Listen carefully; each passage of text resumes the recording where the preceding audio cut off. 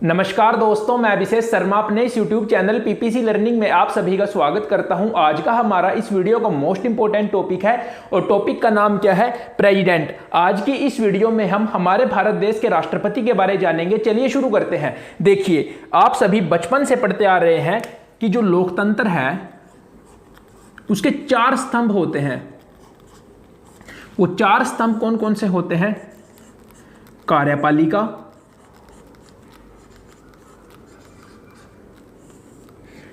विधायिका,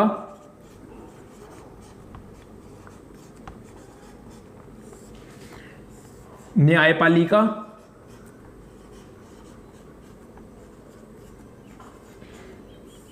और media.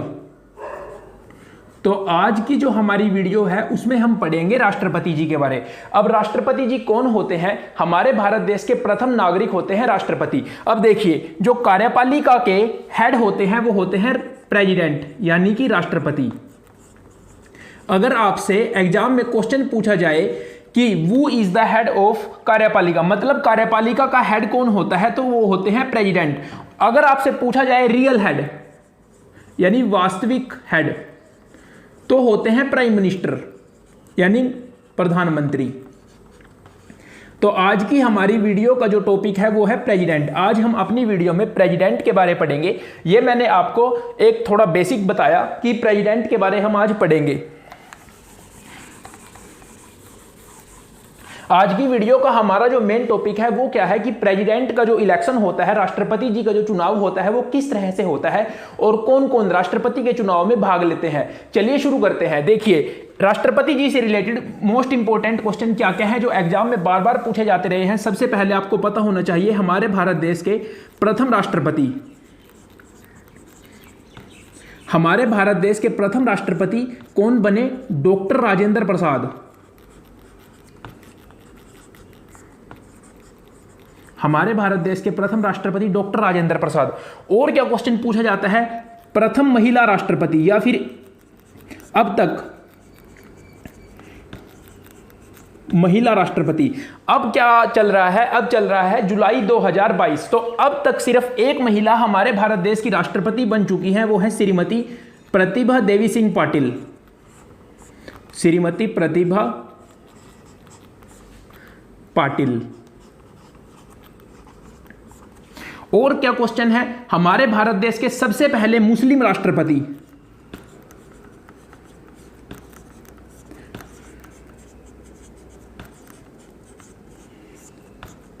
Doctor Zakir Hussain.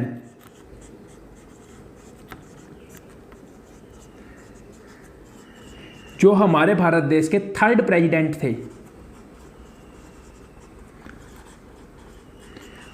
सबसे पहले सिख राष्ट्रपति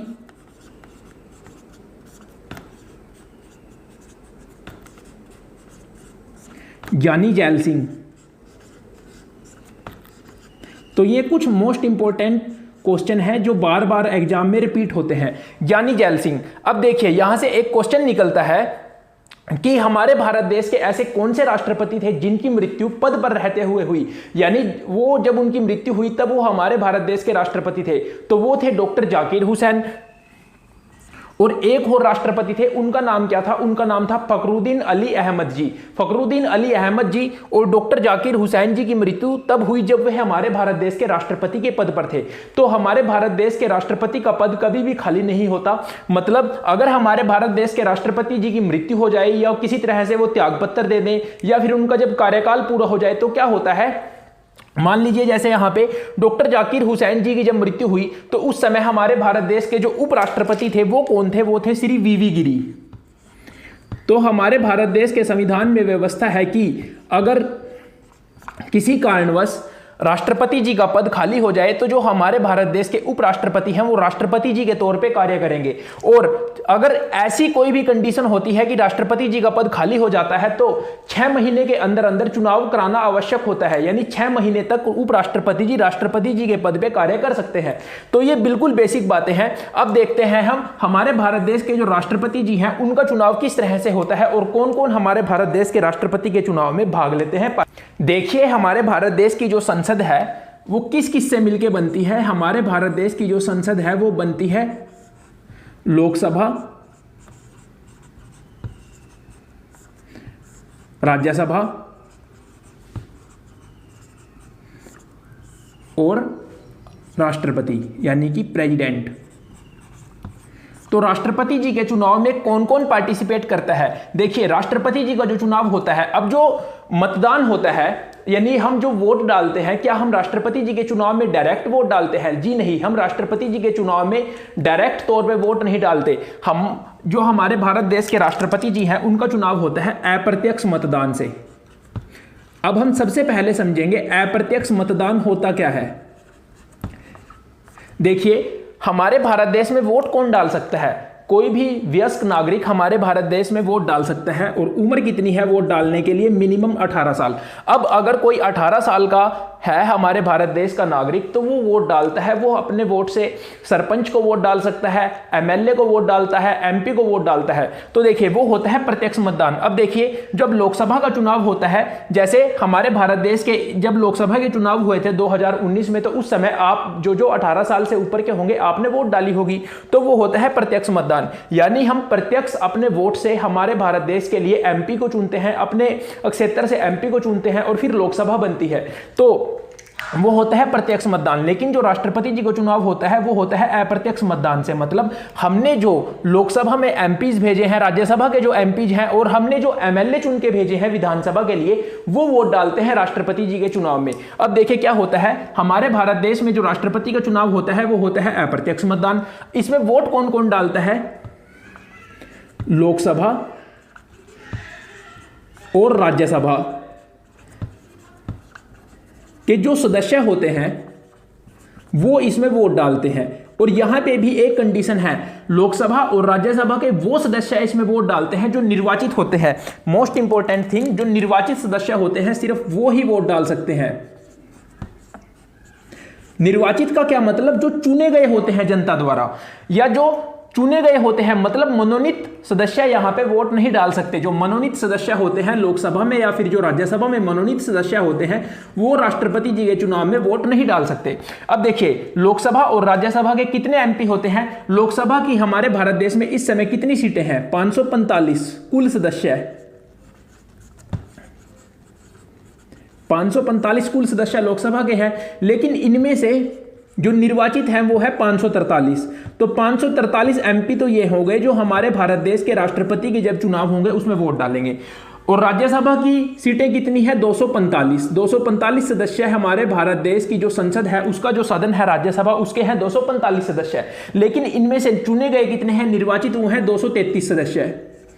12 सदस्य मनोनीत हैं हमारे भारत देश की राज्यसभा में। तो 233 प्लस 543, 3 3 6 4 3 7 5 2 7, 776 एमपी इसमें वोट डालेंगे राष्ट्रपति जी के चुनाव में। इनके साथ साथ और कौन वोट डालेगा? प्रत्येक राज्य में एक विधानसभा है। अब देखिए, जो विधानमंडल होता है, जैसे जो संसद है, इसमें क्या है? संसद लोकसभा और राज्यसभा से, संसद में जो एमपी होते हैं, लोकसभा के सदस्य को भी एमपी बोला जाता है, राज्यसभा के सदस्य को भी एमपी बोला जाता है। लेकिन जो विधानमंडल है, इसके जो पार्ट हैं वो, जैसे एक तो हो गया गवर्नर, यहां पे मैं आपको समझाना चाहता हूं विधानसभा और विधान परिषद। तो इसमें मैं क्या बताना चाह रहा हूं कि जो राष्ट्रपति जी के चुनाव है उसमें कौन कौन वोट डालेंगे। सबसे पहली पॉइंट क्या हो गई, जितने भी एमपी हैं जो निर्वाचित हैं वो कितने हुए? 776% तो ये वोट डालेंगे। और बाकी जो विधानसभा के सदस्य हैं, और विधानसभा में भी वही कंडीशन है, सिर्फ निर्वाचित सदस्य, मनोनीत सदस्य वोट नहीं डालेंगे, सिर्फ निर्वाचित सदस्य। अब जो विधान परिषद है, विधानमंडल के जो दो अंग हैं, विधानसभा और विधान परिषद। विधानसभा तो हर एक राज्य में है, लेकिन विधान परिषद ये जरूरी नहीं है कि ये हर एक राज्य में हो। आप बताइए कमेंट में, इस समय हमारे भारत देश में कितने राज्य हैं जिनमें विधान परिषद है? ये आपके लिए क्वेश्चन है। हमने पिछली वीडियो में इसको अच्छी तरह से स्टडी किया था कि जो विधान परिषद है वो हमारे भारत देश में इस समय कितने राज्यों में है। तो इसमें सिर्फ विधानसभा के सदस्य ही वोट डाल सकते हैं राष्ट्रपति के चुनाव में, और यहां से भी सिर्फ एंड सिर्फ निर्वाचित सदस्य। तो अब देखिए, किस तरह से वोट डाली जाती है, तो इसके कुछ फॉर्मूलेज होते हैं। विधान परिषद के सदस्य राष्ट्रपति जी के चुनाव में वोट नहीं डालेंगे। अब देखिए, कुछ केंद्र शासित प्रदेश भी हैं, दिल्ली और पुडुचेरी, इनके भी जो निर्वाचित सदस्य होंगे वो भी राष्ट्रपति जी के चुनाव में भाग लेंगे, राष्ट्रपति जी के चुनाव में मतदान करेंगे। तो क्वेश्चन बना, हमारे भारत देश के जो राष्ट्रपति के चुनाव होते हैं उनमें कौन कौन वोट डालते हैं? एमपी सारे के सारे वोट डालते हैं, लोकसभा और राज्यसभा के, लेकिन वो निर्वाचित होने चाहिए। विधानसभा के प्रत्येक राज्य की जो विधानसभा होती है उसके निर्वाचित सदस्य वोट डालेंगे, विधान परिषद के सदस्य वोट नहीं डालेंगे, क्योंकि हर एक राज्य में विधान परिषद नहीं है। और हमारे भारत देश के जो केंद्र शासित प्रदेश हैं दिल्ली और पुडुचेरी, इनके जो निर्वाचित सदस्य होंगे वो भी वोट डालेंगे। अब हम देखेंगे कि जो विधानसभा का सदस्य होता है जिसको हम विधायक बोलते हैं, विधानसभा के सदस्य को हम विधायक बोलते हैं, और लोकसभा और राज्यसभा के सदस्य को हम बोलते हैं सांसद। तो अब हमारा टॉपिक क्या है? एक विधायक के मत का मूल्य। इसके लिए फॉर्मूला दिया गया है कि एक विधायक के मत के मूल्य को हम किस तरह से निकाल सकते हैं। तो बिल्कुल सिंपल, कि जैसे किसी राज्य के विधायक का मत का मूल्य निकालना हो तो आपको उस राज्य की टोटल जनसंख्या पता होनी चाहिए और उस राज्य में कितनी विधानसभा की सीटें हैं, कितनी विधानसभा की सीटें हैं, और मल्टीप्लाई 1/1000। तो ये तो निकल गया आपके एक एमएलए की जो वोट होती है उसका मूल्य। अब हमें निकालना है एक एमपी, उसके लिए भी फॉर्मूला है। देखिए, सबसे पहले आप एमएलए का निकाल लीजिए, इस एमएलए के फॉर्मूले का जो रिजल्ट आएगा उससे आप एक एमपी का निकाल सकते हैं। बिल्कुल सिंपल है। इसके लिए फॉर्मूला क्या है? सभी राज्यों के विधायकों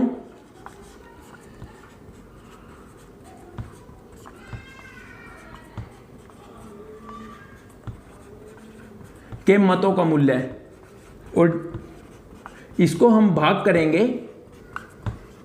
सभी राज्यों के विधायकों के मतों का मूल्य बटे टोटल एमपी। अब टोटल एमपी में राज्यसभा के भी आ जाएंगे और लोकसभा के भी आ जाएंगे, तो इस हिसाब से आप आसानी से इसको निकाल सकते हैं।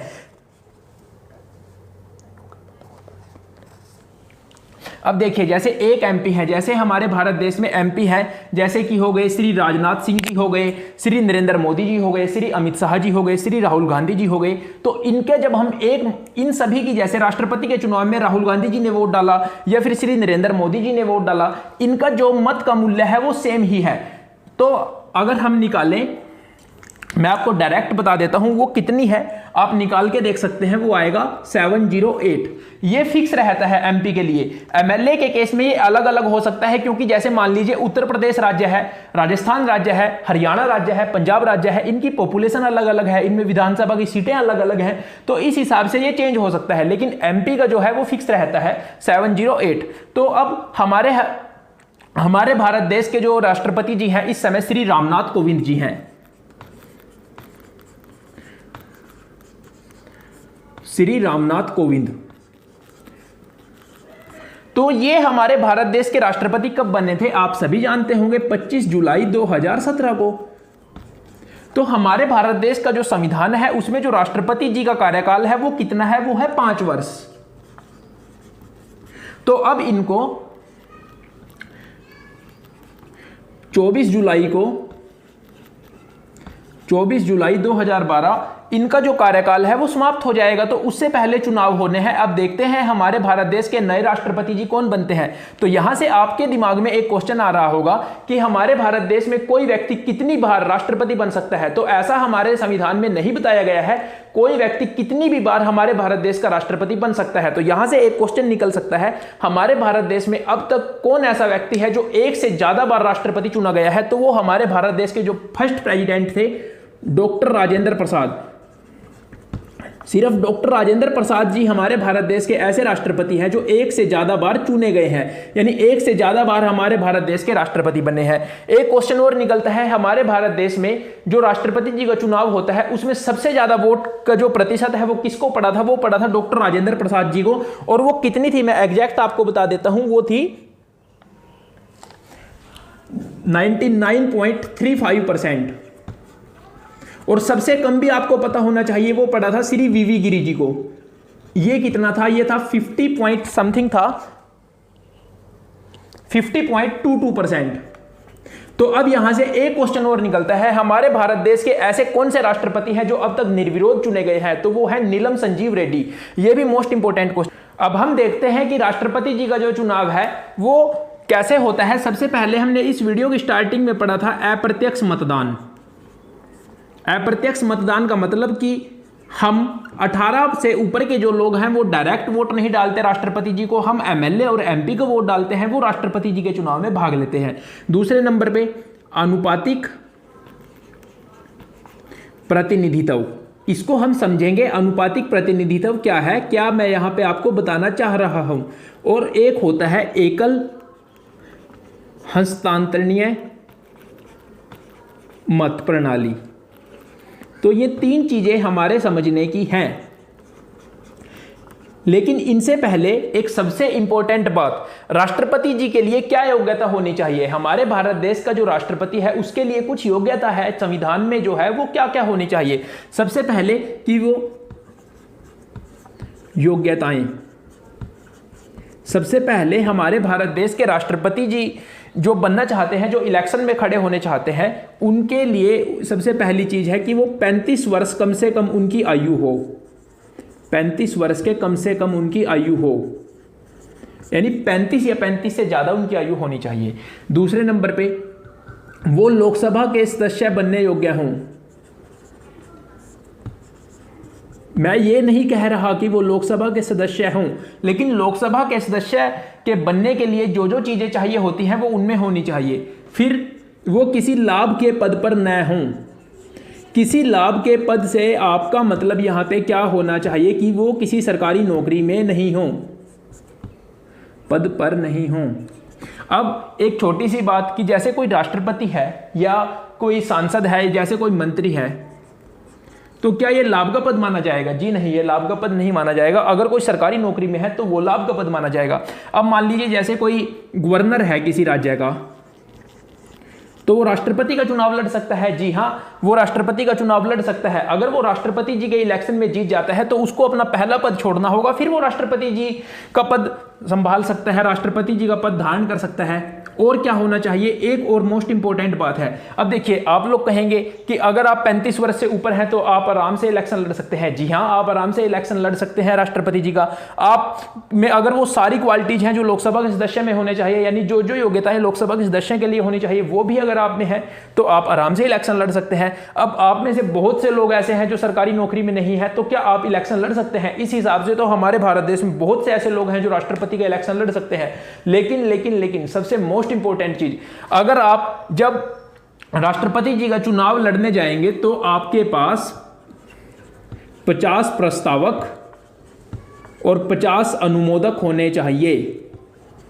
तो अब ये बताइए, आप 50 प्रस्तावक और 50 अनुमोदक कहां से लाएंगे? तो क्या ये 50 प्रस्तावक और 50 अनुमोदक कोई भी हो सकते हैं? जी नहीं, ये एमपीज हो सकते हैं। तो अब आप खुद सोचिए, अगर आप राष्ट्रपति जी का चुनाव लड़ना चाहते हैं तो ये तीन चीजें तो आप आसानी से पूरी कर लोगे। और एक सबसे मोस्ट इंपॉर्टेंट, भारत का नागरिक होना चाहिए। तो ये सभी बातें आप आराम से पूरी कर लोगे। लेकिन क्या आपके पास 100 एमपीज का सपोर्ट है इलेक्शन में खड़े होने के लिए? अगर नहीं तो आप राष्ट्रपति का इलेक्शन नहीं लड़ सकते।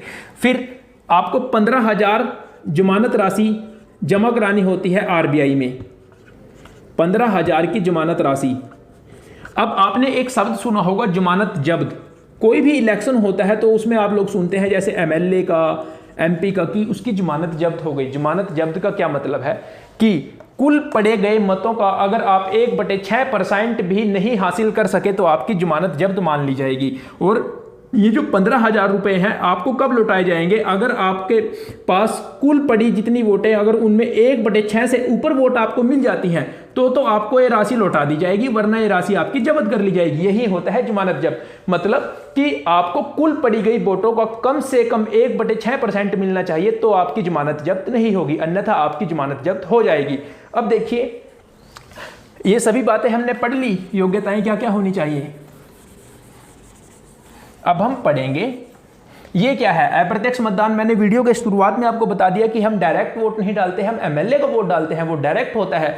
हम एमपी को वोट डालते हैं, वो डायरेक्ट होता है। लेकिन हमने जो एमएलए और एमपी चुन के भेजे हैं वो राष्ट्रपति जी को वोट डालते हैं, तो ये होता है अप्रत्यक्ष मतदान। फिर अनुपातिक प्रतिनिधित्व। अब देखिए, आपने जो 2019 का लोकसभा का इलेक्शन हुआ था, ये जो विधानसभा के इलेक्शन आपके स्टेट में होते रहते हैं, तो आपने अगर उनमें कभी वोट डाला होगा या फिर सरपंच के चुनाव में आपने वोट डाला होगा, तो वहां पे आप क्या करते हैं, जैसे 4 उम्मीदवार खड़े हैं ABCD, आप सिर्फ किसी एक बंदे के नाम के आगे बटन दबा के आ जाते हैं, यानी सिर्फ आप एक वोट डाल सकते हैं। लेकिन राष्ट्रपति जी का जो चुनाव है उसमें जो अनुपातिक प्रतिनिधित्व है उसमें क्या होता है, 4 पर्सन खड़े हैं चुनाव में ABCD।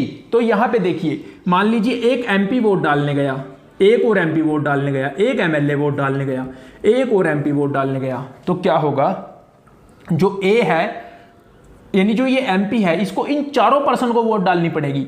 ये इसमें जो 4 पर्सन है इनको वोट किस तरह से डालेगा, ये कहेगा कि मैं चाहता हूं B पर्सन जो है मेरे हिसाब से वो राष्ट्रपति बनना चाहिए, मेरी फर्स्ट प्रायोरिटी है B, तो इसको सेकंड प्रायोरिटी इसने चुन ली C, थर्ड प्रायोरिटी चुन ली D, और A को कहता है कि मैं तो इसको फोर्थ प्रायोरिटी दूंगा।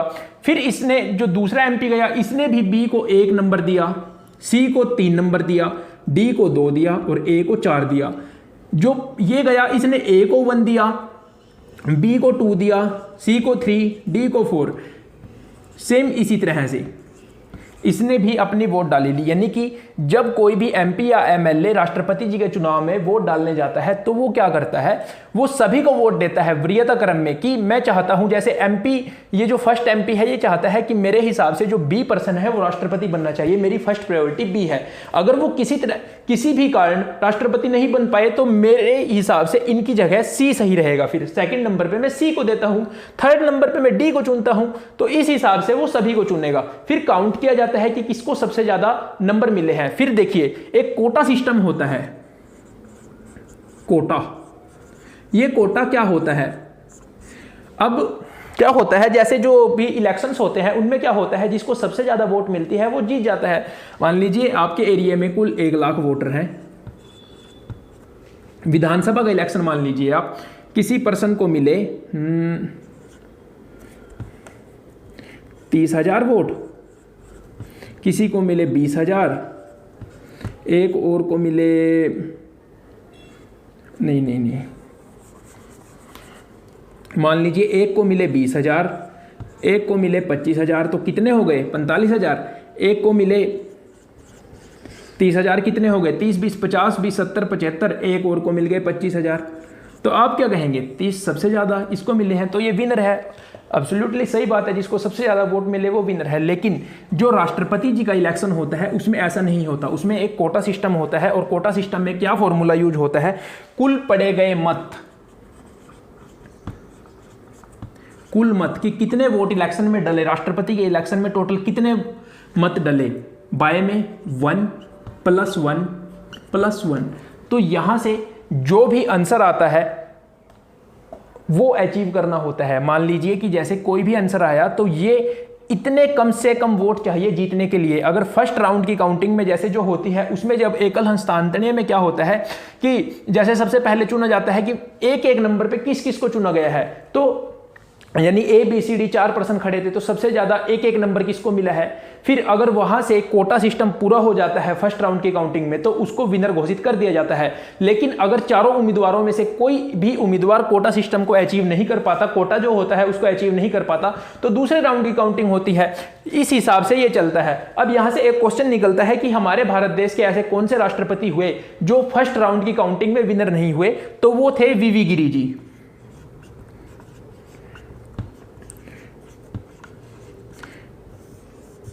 VV गिरी जी हमारे भारत देश के ऐसे राष्ट्रपति थे जो सेकंड राउंड की काउंटिंग में विनर हुए थे।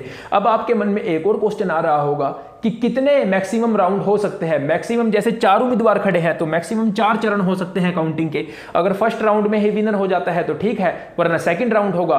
फिर जो फर्स्ट राउंड में जिसको सबसे कम 1 नंबर मिला है उसकी जो वोट है वो दूसरों को ट्रांसफर कर दी जाएगी, उसको कैंसिल कर दिया जाएगा।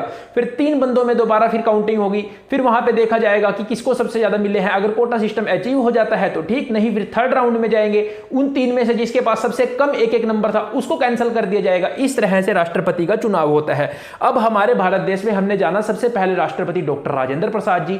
अब हमारे भारत देश में इसी महीने में जुलाई 2022 में राष्ट्रपति जी का चुनाव होने वाला है, तो इसलिए ये बातें आपको पता होनी चाहिए। मोस्ट इंपोर्टेंट टॉपिक है, इंटरेस्टिंग टॉपिक है। अगर आपको अच्छा लगे तो प्लीज लाइक जरूर कीजिए। और इसमें हमें क्या क्या पढ़ना है कि राष्ट्रपति जी का जो कार्यकाल है वो होता है 5 वर्ष। तो कार्यकाल पूरा होने से पहले नए राष्ट्रपति जी चुन लिए जाते हैं। अगर पद पे रहते राष्ट्रपति जी की मृत्यु हो जाए, जैसे डॉक्टर जाकिर हुसैन जी की हुई थी, फखरुद्दीन अली अहमद जी की हुई थी, तो जो उपराष्ट्रपति होगा हमारे भारत देश का वो ज्यादा से ज्यादा मैक्सिमम 6 महीने तक राष्ट्रपति जी के पद पे कार्य कर सकता है। 6 महीने के अंदर चुनाव कराना कंपलसरी होता है। तो आज की वीडियो को हम यहीं पे समाप्त करते हैं। अगर आपको वीडियो अच्छी लगी हो तो आप सभी से रिक्वेस्ट है वीडियो को ज्यादा से ज्यादा शेयर कीजिए। थैंक यू, मिलते हैं अगली वीडियो में।